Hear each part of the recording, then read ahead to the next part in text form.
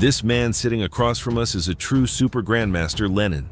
Give him a chessboard and watch him conjure a checkmate out of nothing, as if he were sparking an industrial revolution from eternal nothingness. And on the other side, there's a rookie. In short, a complete novice, the very embodiment of bad decisions, a bloated ego, and a lack of strategic acumen. So, have you ever wondered what the real difference is between these two?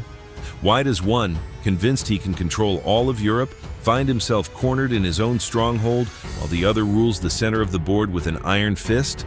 Today, I'll show you a historic game, analyzed move by move, played between an unskilled rookie and a true chess genius. This way, you can learn how to crush your enemies and avoid a two-front war.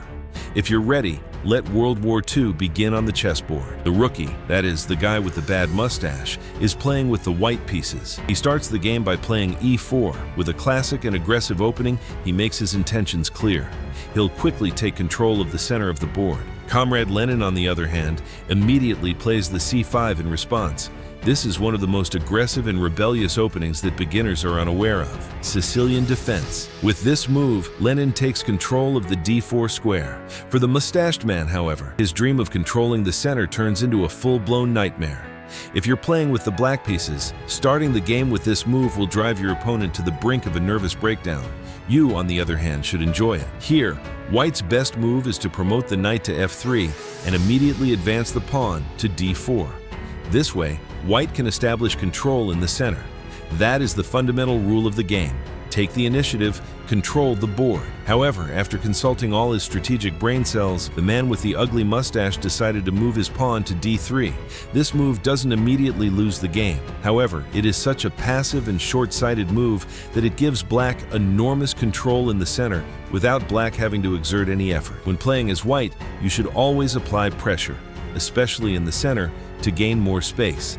If you just sit back where you are, the enemy will come knocking at your door. Lenin immediately takes advantage of the man with the ugly mustache's passivity and this period of false peace. He develops his knight and moves it to e6, cutting off the white side's supply lines on the board and making it nearly impossible for White to advance its center pawn to d4. White, meanwhile, moves his bishop to e2. It's not a move someone who knows the game well would make. Still, it's not too bad. Of course, we shouldn't let the pawn become food for the chickens. To protect it, we can move the pawn to d6. Moving the pawn to e6 or sacrificing the pawn to promote the knight could also have been quite logical. If White had captured the pawn with his white bishop here, Black had a queen move that would have checkmated the king and captured the bishop at the same time. White would have been forced to bid a tearful farewell to his beloved bishop. Fortunately, the man with the unsightly mustache didn't fall into that trap. Instead of making this foolish move, the man with the ugly mustache advances his knight to the c3 square. His plan, as the whole world knows, is to escape to a safe haven. In other words, he'll make a ROK. Lenin, however, refuses to remain silent in the face of this situation and moves his pawn to g6. This is because, according to the plan, by positioning his bishop on the long diagonal, he intends to bombard the queen's wing much like a Red Army artilleryman. The unsuspecting man with the ugly mustache moves his bishop to d2. His goal is to create space for a rock move. However, Lenin had already figured out his simple plan. He's preparing a brilliant move to exploit the man's weaknesses. Perhaps most players wouldn't have thought of this move. I'll explain how it works, but first, I need to warn you. You're about to witness a tragedy, but before that, don't forget to subscribe. As is always the case in chess, White is making an increasing number of mistakes.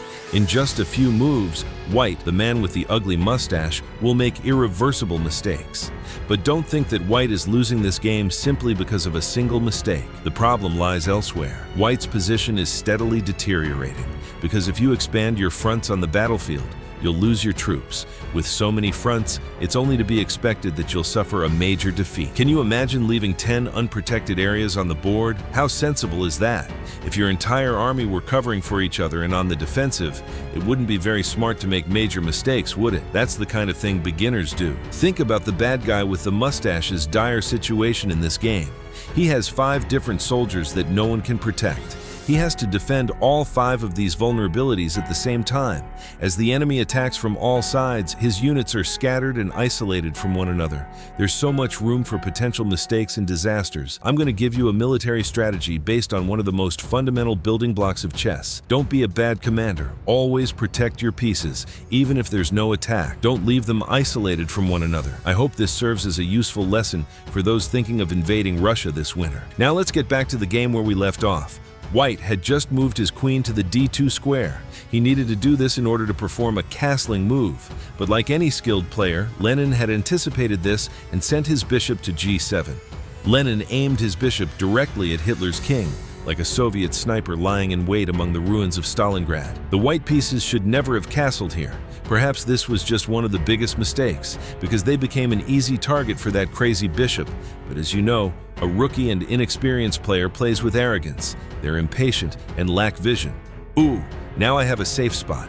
I'm the coolest. Of course, they made the rock move, and a long rock no less. The moment he made that mistake, he unfortunately lost the game. Although anyone watching from the outside might think he was taking the king to a safe haven, that's not exactly the case. On the contrary, he pointed the barrel at himself. Lenin and his soldiers are now everywhere.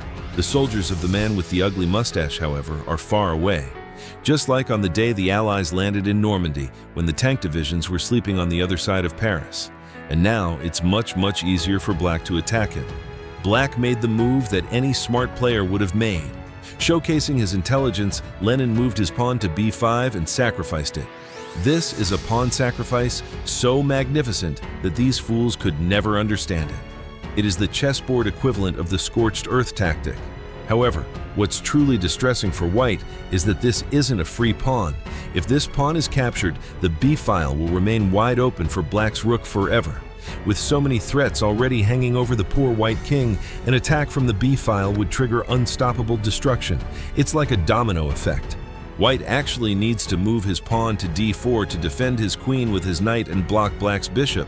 However, if Lenin, a grandmaster, moves his pawn to a6, White's knight could be doomed. He has only one chance left to say check and bid farewell to this world along with a pawn, because Black's queen will send the knight off into eternity.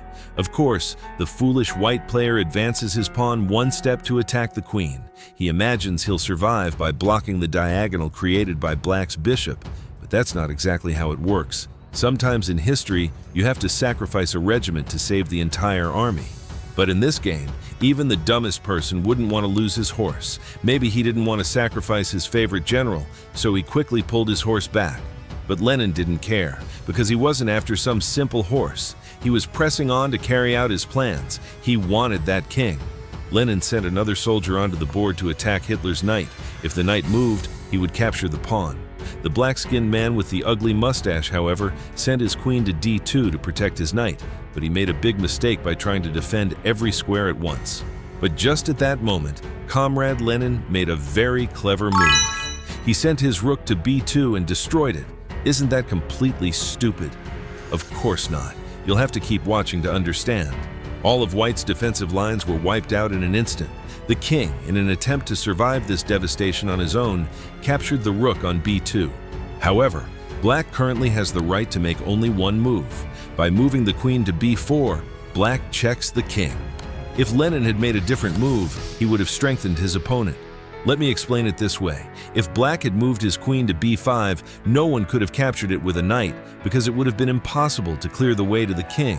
Instead, however, White could have moved his king to a safe spot. White's king might have appeared to be in danger, but he would have had the advantage. Let's consider this possibility. Black moved his bishop to the e4 square because he was going to check the king with his queen. He couldn't move his knight because it was protecting the king. If White is even a little smart, he can fend off this attack by moving his pawn to a3, though of course only temporarily. But a clever player masters the black pieces. He knows every square on the chessboard by heart, and he always calculates several moves ahead. This particular move would be to move the queen to b4. However, White has only two options, either move to a1 or to c1. First, let's imagine that Black moves to a1. Black can threaten it with his bishop. After that, the king will have nowhere left to go. White will be forced to capture the bishop with his queen. Of course, Black's queen won't just sit idly by. She'll take out White's queen as well. After this move, White has only 8 moves left. I'm really curious to know what you think in this situation. Let's examine the other option, where the White king moves to c1. After all, that was the move Hitler made. If you're a smart player, you'll have realized that this option is just as terrible and dreadful as the other one. Did you know? If you don't want to get crushed right from the start and want to win every time, you need to learn the openings first. You should study all the openings. If you're thinking, there are so many moves, it's too hard to remember them all, well, you're in luck. I teach all the strategies on my channel. I promise that by following along, you'll learn every detail about chess. Anyway, let's get back to the game. Following the order given, the bishop moves to square c3 and captures the knight. However, there is a risk of checkmate here. That's why Black's bishop must be removed. Otherwise, checkmate is just one move away. There's no choice. Black must resign. The bishop is forced to capture the rook. Black, of course, captures the white bishop. Right in the middle of this battlefield, the best move the man with the ugly mustache can make is to move his knight to the f3 square. That way, he plans to attack the vizier and follow up with a rook. But White, as always, cannot escape its fate. Berlin will fall. It can only hold out for a few more moves. Perhaps Black will make a mistake, or perhaps the Red Army's advance will be delayed, or maybe a miracle will happen. But the rookie in this game, that corporal with the ugly mustache, still couldn't accept the situation. He failed to realize that his expanding units had become completely useless in a two-front war, and that he was completely alone in the shelter. Cornered, he still believed he could win the game, and he decided to make the most ridiculous move of his life, the one that caused him to lose the game instantly. Playing the bishop to d2. He thinks he's attacking the queen, but what he's actually doing is much more tragic. He's blocked the only escape route for his own king. You're a total idiot. This move marks the moment when the novice chose the easy way out and locked the door to his own escape. That split second when he swallowed the pill and pulled the trigger. He sealed his own fate with his own hands. This tragic and pitiful act of self-destruction allows the Super Grandmaster to conclude this masterpiece with that magnificent finale. The moment the queen lands on a1, the game is checkmate. The refuge has fallen. The red flag has been raised. The rookie has been wiped from the chessboard. Violence was never a solution for him. Violence was a question, and the answer was yes. But this time, it wasn't him who wielded the violence. It was the patient and ruthless strategist on the other side of the board.